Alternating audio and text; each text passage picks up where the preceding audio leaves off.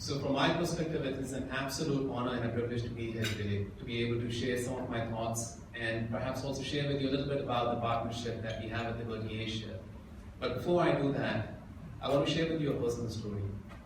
And this is a story about a year back, when my leadership team and we had the opportunity to actually experience a simulation exercise here in Hong Kong. And part of that simulation exercise really was for us to all come together and live 90 minutes in what would be the life of folks who are vulnerable and challenged, everything that we've talked about earlier today. Initially, it sounded like it's going to be an interesting, novel experience because most of us are always together in boardrooms and meeting rooms. So we thought, let's see how this goes. We started the exercise, and as we started to understand what the dimensions of this was going to be, we were split up into family units of 4 to 5 people. We had 5 family units that we said we are going to be making paper bags, and the objective of the exercise was that you've got to maximize the amount of money that you can earn. We are going to live 1 week in the life of the people who are in very, very vulnerable situations over those 90 minutes. And those 90 minutes were broken up into days of 5 to 10 minutes, and we got going. It seemed like a very novel idea. Initially, it also felt like a bit of fun because it was something different that we were experiencing together as a team. As we put together the initial piece of the paper bags, we received the newspapers and some homemade adhesive gum, which is made out of flour. And we made the initial 10 bags, and we rushed to the shopkeeper who was supposed to buy it from us. He takes a look at it, throws it in the rubbish, and says, absolutely no use. We run back to our dwellings, which is the small little area where 4 or 5 of us were sitting, and we start making the next round of paper bags. We go another time, the shopkeeper looks at it this time, tears it apart, and throws it up at our face. Now, as the 10-minute day is coming to an end, we're already thinking, what are we going to be eating tonight? We rush back to our dwellings, and this time again, we do all that we can to produce the best paper bags we could possibly produce. We go back to that shopkeeper, this time not standing tall. This time, all of us are on our knees. We wait patiently for our turn to come, and we offer those bags to that shopkeeper. Somehow, miraculously, we plead, and he takes the mercy. He throws some money on the floor for us to pick it up from there. We pick up that money and come back home. We have something to eat. We survive that day. As the days go by the end of the 3rd day, it does not feel like fun at all. The novelty has worn off. The initial experience that we had, which we thought was going to be amazing, now has started to take its toll. The bodies are starting to pain from sitting on the floor. The heat has started to come in, and our fingers are already aching from making paper bags for 30 minutes. Somehow, we survived that week. At the end of the week, we start to debrief on how did we survive and how did we survive. Some of us had sold our internal organs to be able to pay for the food that we were going to bring back to our family. Some of us had to go into prostitution to be able to support the family that they were part of. And some others had already lost their loved ones. Now, ladies and gentlemen, this was just a 90-minute exercise, and we were all educated people. And the point I'm trying to make over here is that it's not just about the education, it's also about the circumstances. Archana earlier mentioned about livelihood, which is a big consideration. I've never felt as helpless as I felt in those 90 minutes because I felt I had to look after my family and do everything I can to give them the best experience that they can have. We all have the same ambitions in terms of what we wanted to accomplish as a family. Just as the youngsters in the family, I'm sure, have the same ambitions to succeed in their respective lives. Yet, I failed.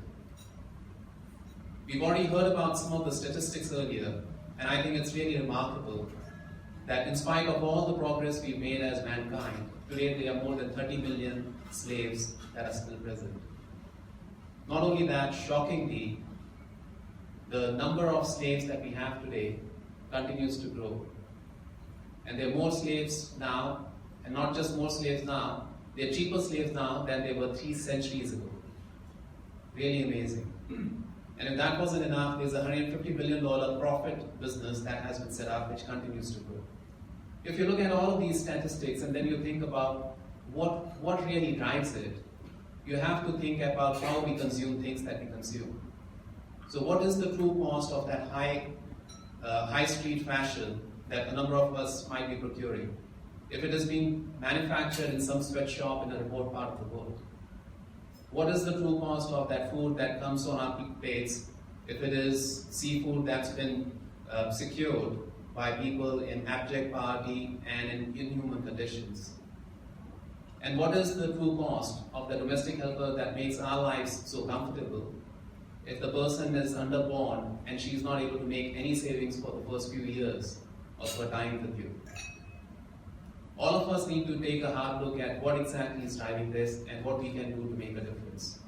I'm extremely proud to be part of an organization that is deeply committed in its core to make a difference.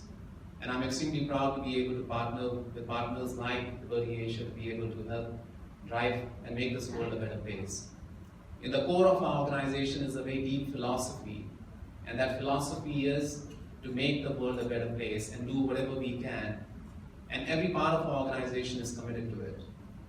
As the most trusted source of news and intelligent information, we are proud of the fact that we can put that intelligent information to use.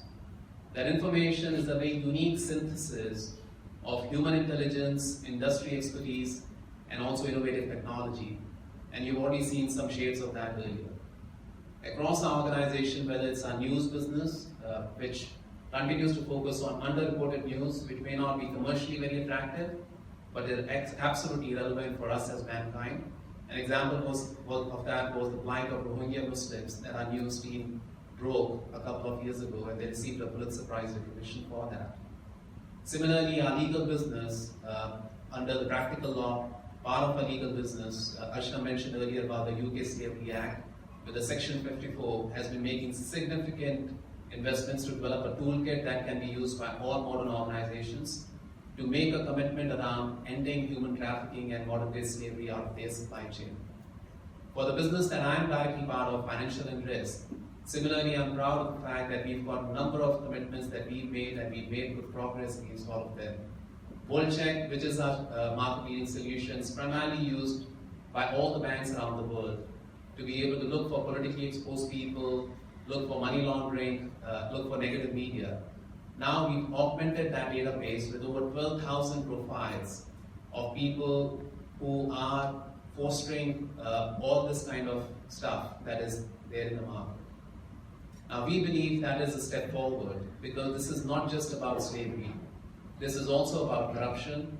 This is also about terrorism. This is also about extremism. This is also about money laundering. So helping to put an end to that money laundering in many ways cuts the chain and ensures that the business does not continue to flourish when it comes to human trafficking. Similarly, next week you're going to be seeing some announcements from Thomson Reuters around the new product that we're bringing to market for trade finance, regulatory and compliance, which is another example of kind of things that we can do to try and eliminate the core of this industry that continues to thrive.